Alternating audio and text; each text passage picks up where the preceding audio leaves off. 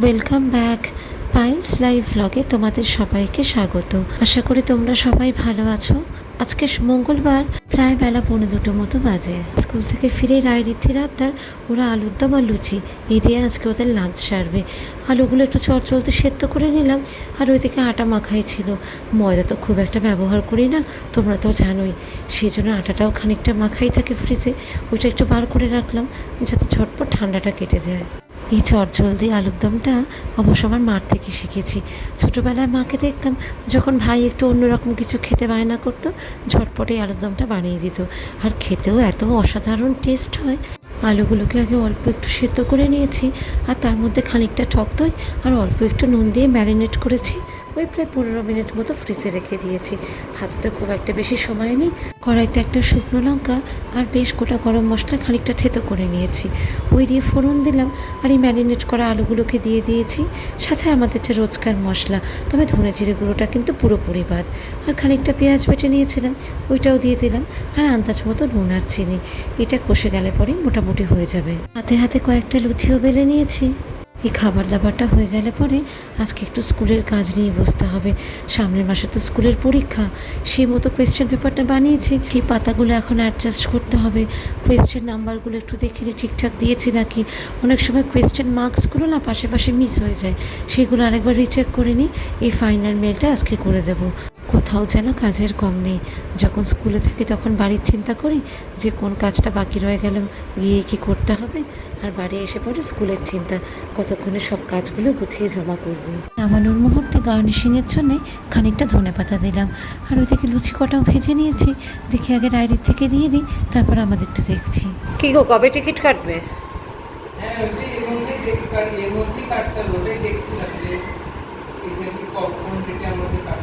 আজকে কোন তারিখেরটা দিচ্ছে?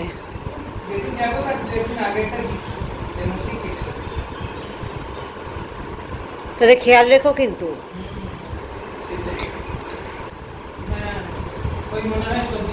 দাও তো। রিদ্ধির খাওয়া হয়ে গেছে, এবার দেখি আমাদেরটা তৈরি করব। তার আগে এই ফলগুলো একটু গুছিয়ে জায়গায় তুলে রাখি। এই মরশুমে আমাদের যে খুব একটা আম খাওয়া হয়েছে তা না, ওই মাঝে মাঝে 1-2টো করেও বাজার থেকে নিয়ে এসছি। তাহলে কি করে টিকিটটা কাটবে? কালী পুজোর সময় কলকাতায় যাব, তো সেই টিকিট কাটার কথাই আলোচনা হচ্ছিল। রোজই একবার করে স্কুলের ক্যালেন্ডারটা যখন চোখে পড়ে, ভাবে যে আর মাত্র কয়েকটা মাস, তো এই একটা করে দিন কমলো মানে এক ধাপ করে এগোচ্ছি। মনটা এত আনন্দ লাগে চিন্তা করলে পরেই। যতই হোক আজকে কত বছর তো বাড়ির বাইরেই রয়েছি, তবু যেন সেই টানটা রয়েই যায়। এই তো গরমের ছুটিতে কলকাতায় যেতাম, কিন্তু সেখানেও তো সেই সময় ভয়ানক পরিস্থিতি। তারপর আমার ননদরাই বলল যে কালী পুজোর সময় তো পাড়ায় পুজো হয়, তখন ছোটোখাটো ফাংশন প্রোগ্রামও হয়, সেই সময় রায়রিদ্ধ একটু আনন্দ মজা করতে পারে। তাছাড়া ওরাও অল্প বিস্তর প্রোগ্রামে পার্টিসিপেট করে। কথায় কথায় কাজটাও গুছিয়ে নিলাম, আর এই একটা মোরব্বার প্যাকেট আবার নিয়ে এসেছি।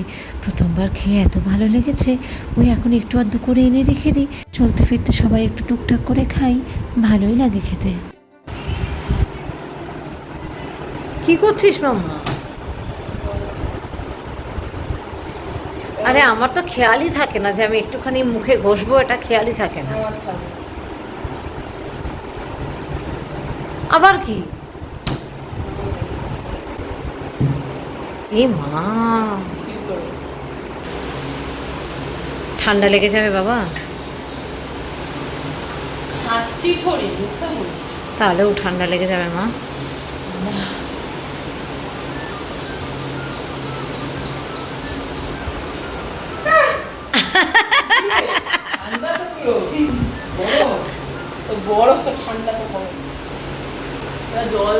একটা টাওয়েল নে মামা, একটা টাওয়েল নে। এ মা, আর ছেড়ে দাও মা।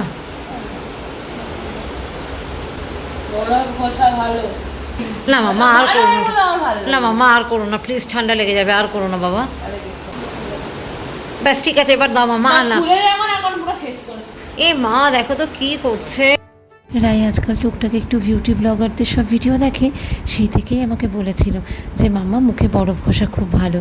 এটা নিয়ে এসেছি, কিন্তু আমি যে খানিকটা লাগাবো সে সময় আবার করে উঠতে পারি না, আর মনেও থাকে না। এই ধনে পাতাগুলো একেবারে গুছিয়ে তুলে রাখি। একটু যদি না ঝেড়ে বেছে রাখি, তাহলে পরে সে পরের দিন থেকেই হয় হলুদ, না হলে কালচে ভাব চলে আসে। তখন না যায় ফেলা, না যায় ব্যবহার করা, সংসারের কি কাজ কম বলো তো, এই একটার পর একটা কাজ যেন লাইন দিয়ে দাঁড়িয়ে থাকে। আজকে দুপুরবেলা আর শোয়া হবে না, দেখি মনে হচ্ছে হাতের কাজগুলো গুছিয়ে ফেলি। বেশ কয়েকদিন যাবৎ বর্ষা বাদলে একটু আধটু করে শুরু হয়েছে। আজকেও যে ওয়েদারটা খুব একটা রোদ তা না, খানিকটা মেঘলা মেঘলা, মাঝে একটু ঝিরঝিরে বৃষ্টিও হলো। এই এখন দেখছি আবার একটু রোদ উঠেছে। কি গো, ওঠো এবার। হ্যাঁ ওঠো। কি একটা ওষুধ দেবো নাকি?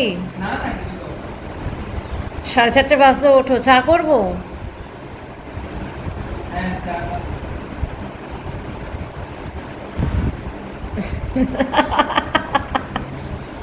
ওঠো।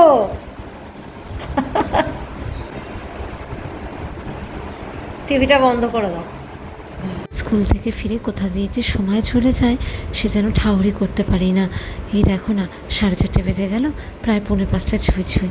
এই একটু পরেই চা করবো। আজকে সন্ধেবেলা আমাদের একজনের বাড়িতে নেমন্তন্ন ছিল, কিন্তু কোনো কারণে একটা এমার্জেন্সি হয়ে যাওয়াতে তাকে আহমেদাবাদে যেতে হলো। এখানে চেনা পরিচিতির গণ্ডিটা এতই ছোট, মাঝে মাঝে একটু আধটু নেমন্তন্ন পেলে পরে ভালোই লাগে, খানিকটা চেনা পরিচিতিও বাড়ে।